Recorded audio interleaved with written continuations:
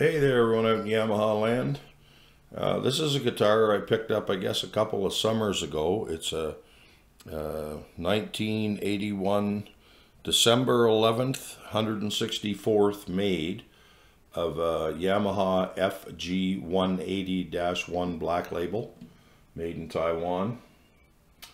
I got this for a very, very low price, and when I went to pick it up, it came with a hard case. I don't know if it's the original case. It's a very old case, but anyway, it was in really rough shape. It was all beat to pieces for the most part.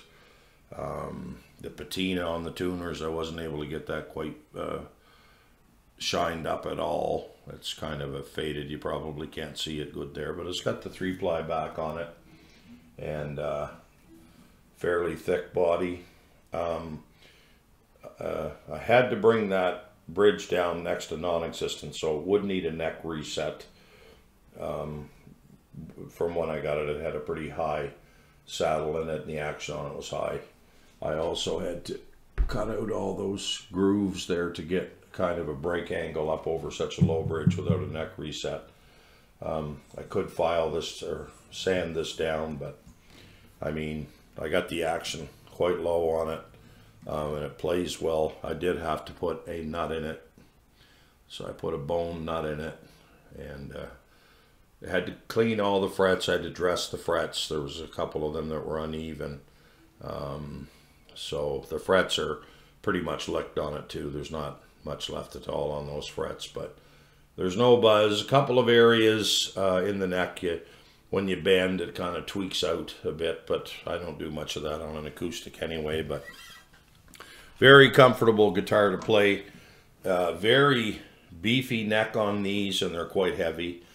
It's a rosewood fretboard, rosewood bridge, and I did put ebony pins in here. The plastic ones that were with it were pretty well licked, and that's about it. A 3-ply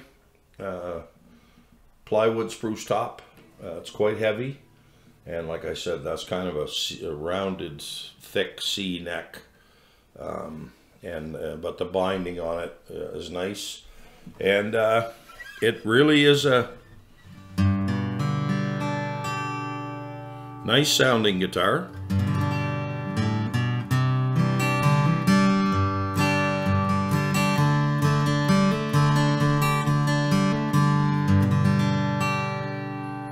That's with a Jim Dunlop 60mm pick.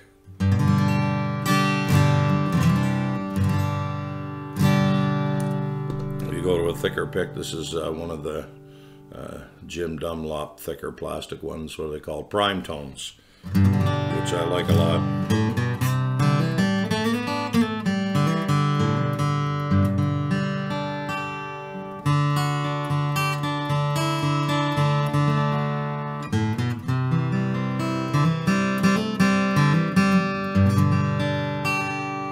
I did put a 1 3/4 nut in it.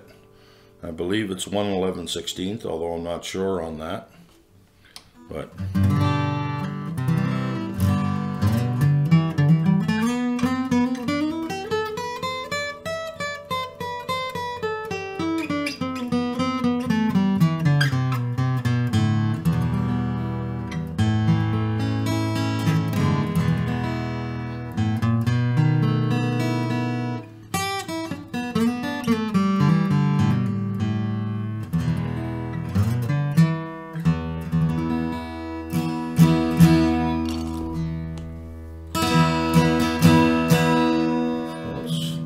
very warm sounding guitar.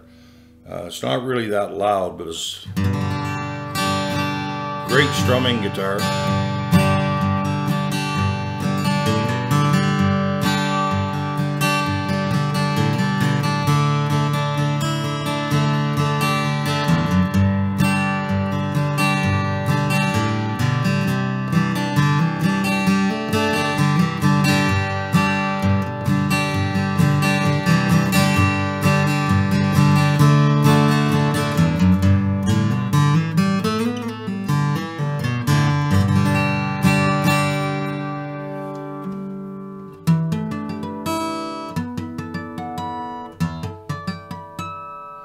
Harmonics on it are good.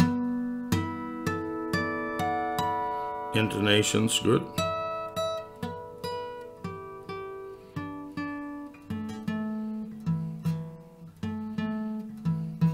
A and E are a tiny bit out on the 12th, but again, I got this guitar more or less just for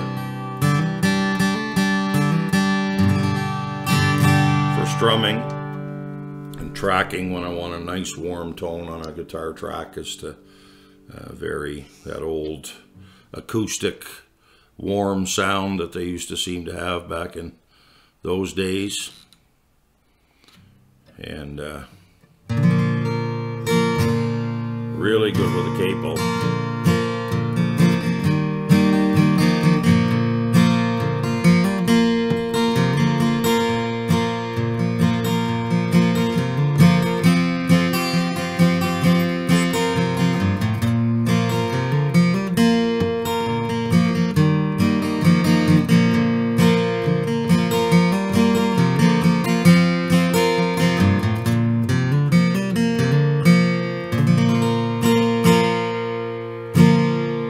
So overall, if you see one of these, this is the made in Taiwan version.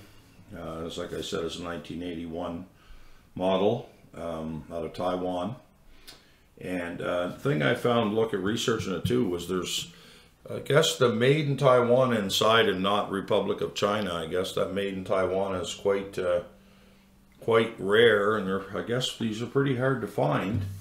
Although the ones that I have seen on Reverb and such, I mean, people are asking $500-800 for one. Yeah, I don't think they're worth that.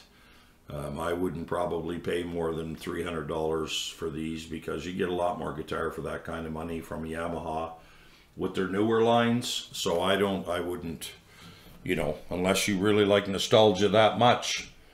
I mean, that's pretty much, you know, but I find that the newer models of the Yamahas that they're making for the money are way better than what they made before. Now, some people would disagree with that. I know there are those gems that the old ones, but the older ones, a lot of them, they need a neck reset. The frets are kind of worn on them.